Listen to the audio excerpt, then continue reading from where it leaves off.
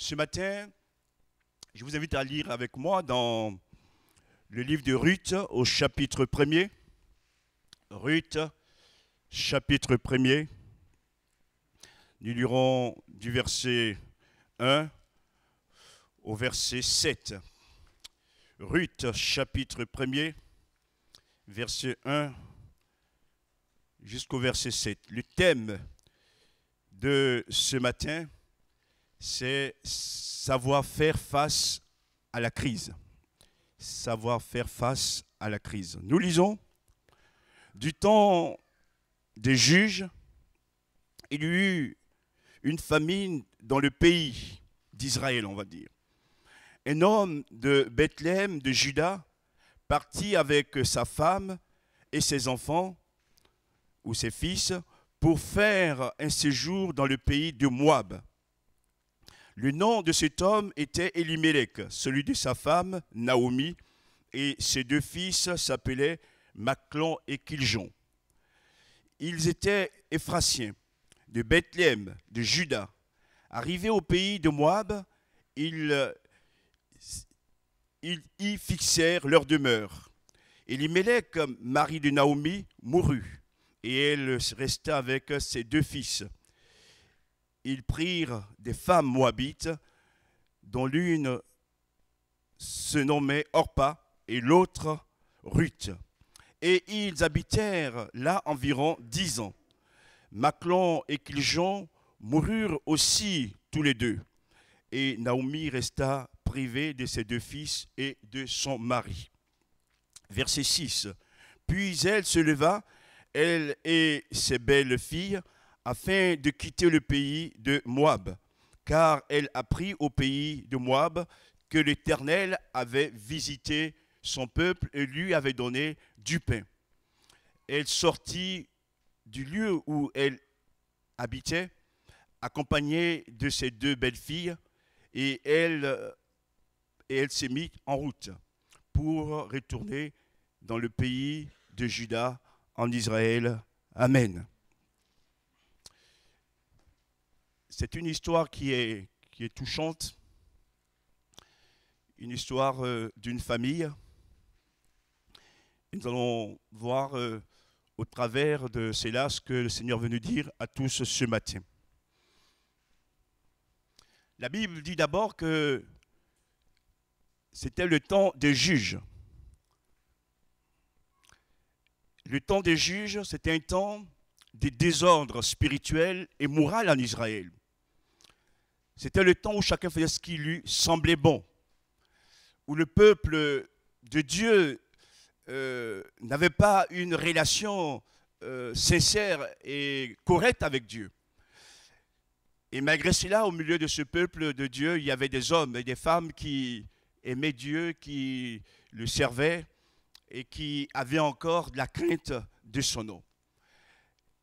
Et à cause de tous ces désordres qu'il y avait, il y a également une grande famine qui frappe ce pays. Une grande famine qui frappe ce pays. Et tous ceux qui vivent donc en Israël subissent la famine. C'est une crise alimentaire qui surgit en Israël, au sein du peuple de Dieu. Et ce que je voulais vous montrer ce matin au travers de cette parole, c'est que quand la crise arrive, ici c'est une crise alimentaire, nous vivons une crise sanitaire, qu'est-ce qu'on fait? Qu'est-ce qu'on fait? Vous allez voir que cette famille va décider, va faire le choix de quitter le pays d'Israël, afin de pouvoir trouver de quoi manger. À vue humaine, la décision est bonne, et même elle est logique. Mais ce que je vais vous montrer, c'est que devant de telles situations, avant de prendre une décision, il nous faut d'abord consulter Dieu. Amen. Ne laissons pas les crises nous influencer de telle manière que nous prenions les décisions précipitamment sans consulter le Seigneur. Et pour cette famille, la solution était dans la fuite. dans la recherche d'un bonheur ailleurs. On va quitter donc Israël, quitter Bethléem. Et même là encore, il y a le clin d'œil de Dieu. Bethléem signifie la cité du pain. Waouh! Dieu parle. Ils vont quitter la cité du pain pour aller vivre à Moab. Moab est un peuple ennemi à Israël. C'est un peuple où la débauche règne, où le péché règne. Mais comme cette famille veut à tout prix avoir de quoi manger, elle ne tient pas compte de ces choses.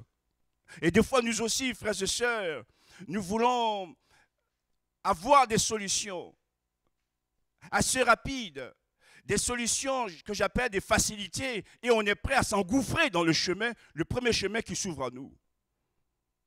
Et plus tard, c'est la douleur, c'est la tristesse, c'est le désarroi, c'est le regret.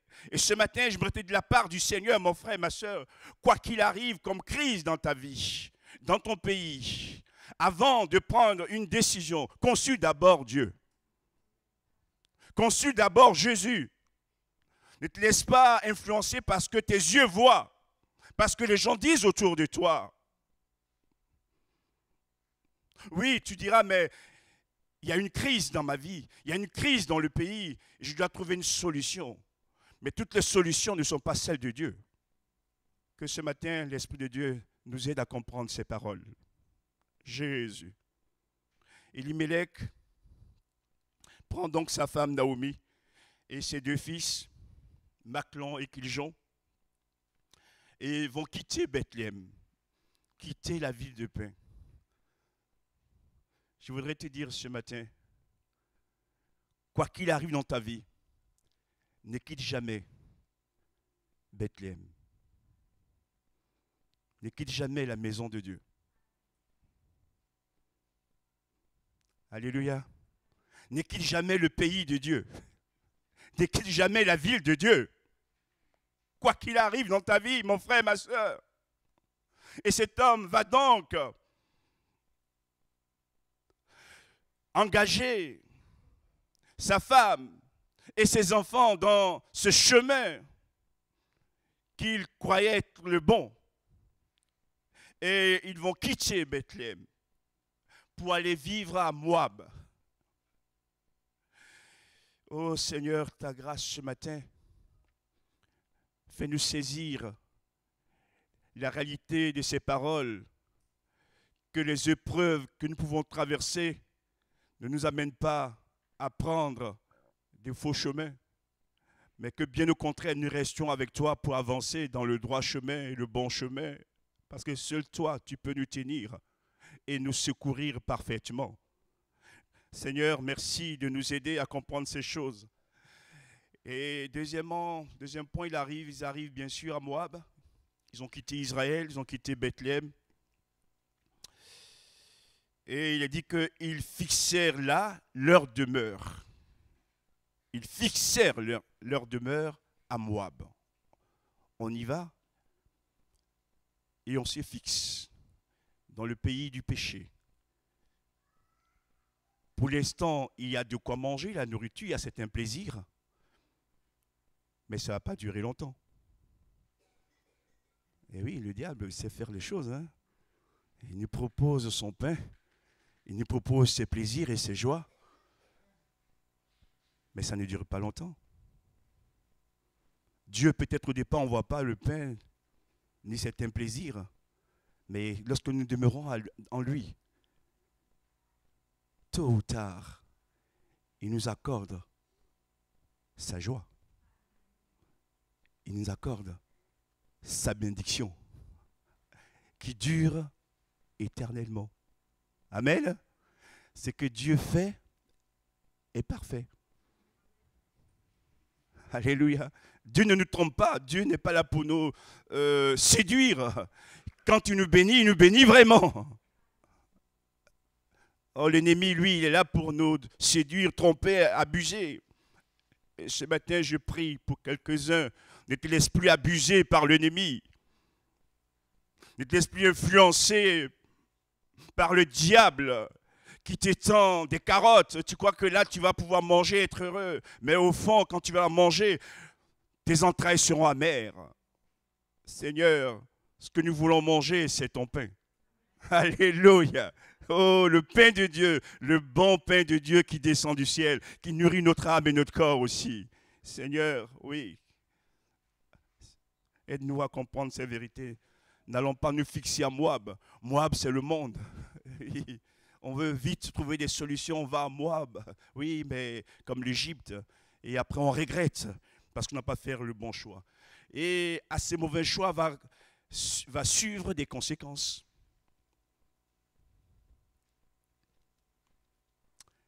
Ce n'est pas Dieu qui nous abandonne. C'est nous qui l'abandonnons. Et nos choix sont suivis aussi de conséquences. Donc, ils vont se fixer à Moab.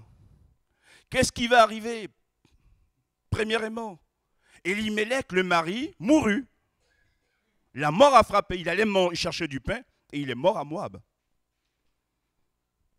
Premier malheur. Vaut mieux manger le pain sec de Dieu et vivre encore que d'aller manger le mets gras de Moab et mourir. Vous m'avez compris? Oui, il croyait avoir trouvé la solution pour sa famille et ses enfants et sa femme.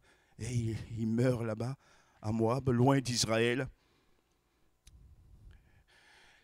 Papa n'est plus. Les enfants ont suivi les parents dans ce pays. Et le choix des parents va également influencer la vie des enfants. Ils sont en âge de se marier. Que vont-ils faire? Ils vont prendre les femmes du pays. Les femmes moabites. Vous voyez les conséquences.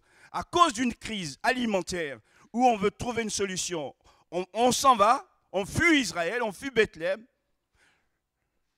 Le papa meurt là-bas, les enfants doivent continuer à vivre et ils vont prendre des femmes moabites, des femmes du monde. S'ils n'avaient pas été à Moab, les enfants n'auraient pas pu être pris des Moabites. Vous voyez, frères et sœurs, que nos choix aussi de parents ou de responsables influencent souvent nos enfants. Et après, on prie qu'il soit sauvé, qu'il soit libéré. Mais ton choix que tu fais n'est pas bon pour ton enfant. Parce que l'enfant regarde aux parents aussi. Ce matin, de tout mon cœur, je vous le dis avec beaucoup de tact et d'amour, frères et sœurs, que l'Esprit nous donne de l'intelligence pour comprendre ces choses, de la sagesse également. Bien sûr, il faut prier, et la prière est efficace, et je le confesse. Mais nos attitudes sont pour beaucoup aussi, dans nos choix que nous faisons, jour après jour. Les fils vont prendre des Moabites, Orpa et Ruth. Et il est dit qu'ils vont vivre dans ce pays pendant 10 ans. Pendant 10 ans. 10 ans, c'est court, mais c'est long aussi. Donc, ils commencent à prendre les habitudes du pays aussi. Oh, Jésus. Ils partaient pour peut-être quelques années, trouver de quoi manger. Et puis voilà que les années ont été plus longues que prévu. Comme nous aussi, parfois, on pense qu'on peut partir, quitter pour quelques temps, quelques années. Et puis voilà que le temps dure. Le temps dure. Et après, et notre malheur va frapper encore cette famille. Après la disparition du papa, ce sont les 2 fils qui meurent à leur tour, qui meurent à Moab. La mort a encore frappé. Les 2 fils qui restaient à cette veuve, à leur tour, décède. Elle se retrouve donc avec ses belles-filles. Il n'y a plus de garçons. Oui, c'est dur. C'est dur lorsque il est écrit qu'elle fut privée de son mari et de ses 2 enfants. Naomi est privée. Naomi connaît la douleur. Naomi connaît la tristesse. Au départ, elle était avec son mari, ses 2 enfants. Aujourd'hui, elle se retrouve qu'avec 2 belles filles, sans son mari et ses 2 enfants. Un choix de vie avec des conséquences qui font très mal, qui font souffrir. Et je voudrais dire également ceci. Frères et sœurs, c'est parce que nous ne connaissons pas l'avenir qu'avant de faire toute chose, il nous faut consulter Dieu. Parce que Dieu seul connaît l'avenir. S'ils avaient su qu'il y aurait tout cela, je suis certain qu'ils ne seraient pas allés à Moab. Et nous, on ne sait pas tout non plus de notre avenir. Parce qu'il n'y a que Dieu seul qui sait toutes choses. Mais si nous nous remettons dans ses mains, il pourra alors prendre soin de notre avenir. Et que ce matin encore, que cette parole parle à quelqu'un. Mon frère, ma soeur, cher ami, ne te précipite pas dans des choses futures, à la légère, mais vraiment attache-toi à Dieu et attends le feu vert de Dieu avant de bouger. Et des fois même, il te dira, ne bouge pas du tout, reste là. Reste là, ne bouge pas. Reste dans le pays, parce que j'ai une solution. Et elle va venir en son temps. On le verra d'ailleurs. 3e point de ce message, devant cette catastrophe, cette calamité, ces malheurs, cette pauvre femme ne peut plus rester à Moab. Elle va décider de retourner à Bethléem, le retour à Bethléem. Et je voudrais ici honorer Naomi. Ce livre est intitulé Ruth, mais on aurait pu aussi l'appeler Naomi. Devant les difficultés, devant le désespoir, devant l'avenir incertain, elle ne reste pas là à tourner en rond, elle prend une décision. Le retour en Israël. Je reviens dans mon pays, je reviens dans ma ville natale. Et ce matin aussi, lorsque Dieu nous parle et qu'on a compris qu'on a fait des erreurs, il ne faut pas rester là sans cesse à penser. Il faut aussi prendre décision, la décision du retour. Amen. Du retour dans le pays de Dieu, du retour dans la ville de Dieu, dans la maison de Dieu. Parce que Dieu ne veut pas notre mort, frères et sœurs. Dieu veut que nous prenions une bonne décision et il nous aidera alors à pouvoir poursuivre notre chemin. Cette femme, toute seule, bien sûr, elle a ses 2 belles filles, mais seule dans le sens que c'est une grande solitude qui pèse sur sa vie. Elle a encore des ressources pour prendre la bonne décision de revenir en Israël. Nous aussi, on peut prendre les bonnes décisions. Gloire à Dieu. Comme quoi, les souffrances, les douleurs ne sont pas éternelles dans notre vie. En prenant de nouvelles décisions, les bonnes, on va contrecarrer les malheurs pour revenir retrouver le bonheur avec Dieu. Amen. Il n'est pas encore trop tard pour toi, mon frère et ma soeur, ce matin de prendre la bonne décision de revenir dans la maison de Dieu, de revenir dans la ville de Dieu, de revenir dans le pays de Dieu. Et écoutez bien ce qui est écrit. La Bible dit qu'elle se leva. À un moment donné dans notre vie, on ne doit pas rester couché. Parce que, accablé par les problèmes. Ou à se prendre la tête en disant, waouh, quelle souffrance. À un moment donné, il faut se lever sur la douleur. Il faut se lever sur le mal. Elle se lève. Alléluia. Une femme qui se lève. Et pour dire non, je n'accepte pas cette situation, je peux, avec la grâce de Dieu, la changer. Mais il faut se lever, il faut prendre décision. Et se lever, c'est prendre toutes les forces qui sont à nous, les laisser agir pour nous rendre debout, et non pas assis ou couchés. Amen. Lève-toi, mon frère, ce matin. Lève-toi, ma soeur, et dis-toi que Dieu a un autre plan pour toi. Si le premier plan n'a pas abouti parce qu'à cause de tes propres fautes et tes propres erreurs, ce matin, Dieu veut t'aider à retrouver un nouveau plan. Alors lève-toi. Et tu vas alors rentrer dans le chemin de Dieu. Et Dieu va te bénir. Elle se lève, elle décide, elle prend une décision de quitter le pays de Moab. Elle avait quitté le pays de Bethléem, de Juda. Maintenant, elle prend la décision de quitter Moab. Donc, elle va faire un retour. Et la parole dit ceci.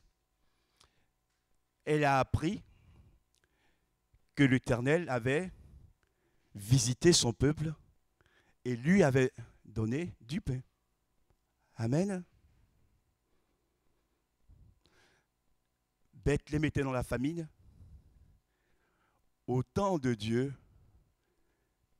cette ville a été visitée et aujourd'hui, Bethléem a du pain. Israël a du pain. Et Moab, qui avait du pain, cette famille se retrouve dans une difficulté pas possible, des décès, des situations compliquées. Le pain de Moab est devenu un pain amer. Mais ne restons pas à pleurer sur, comprenez bien ce que je veux dire, sur nos morts personnelles, ou nos erreurs, ou nos échecs. Tu passes toute ta vie à pleurer sur tes échecs et sur tes morts, ça ne changera rien. Ce que Dieu te demande ce matin, c'est de te lever. De dire, ça suffit. Maintenant, je répare. Là où Dieu me veut.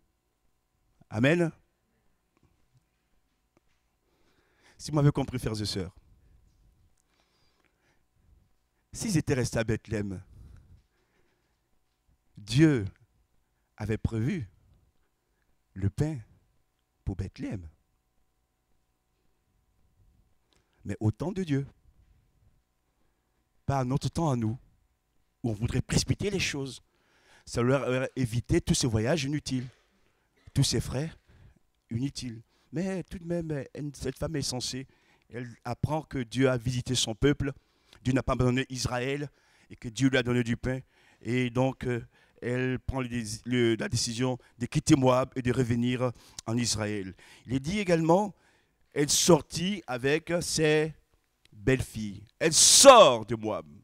Sortant de Moab, sortant de l'Égypte, sortant du monde, pour aller dans le pays de Dieu.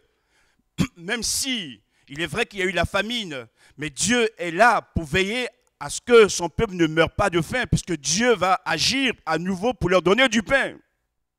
Et cela est important à saisir les uns les autres ce matin, mon frère, ma soeur.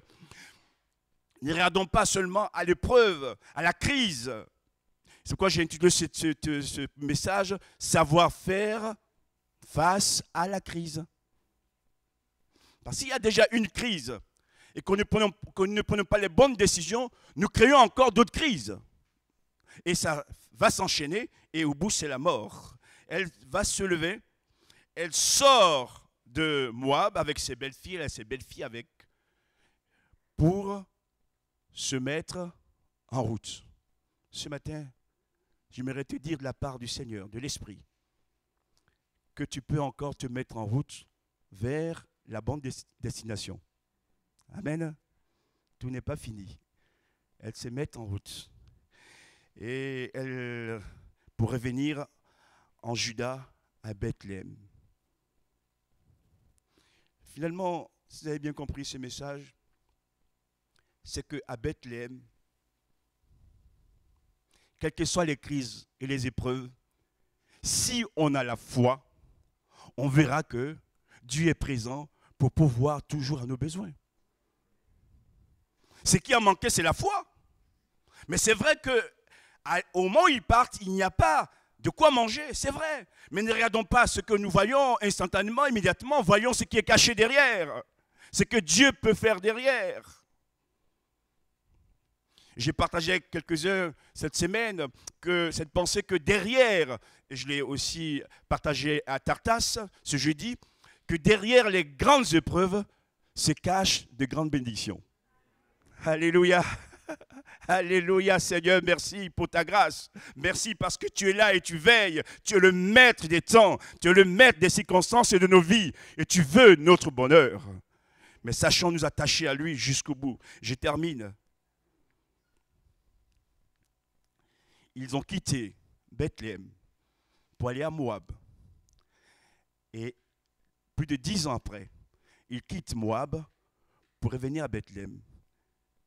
C'est ce que j'appelle la boucle est bouclée. Bouclons la boucle de la bonne manière. Pas en restant dans le monde, mais en revenant à Dieu. Que le Seigneur nous bénisse ensemble par sa parole. Merci, mon Dieu, alléluia, parce que tu nous enseignes.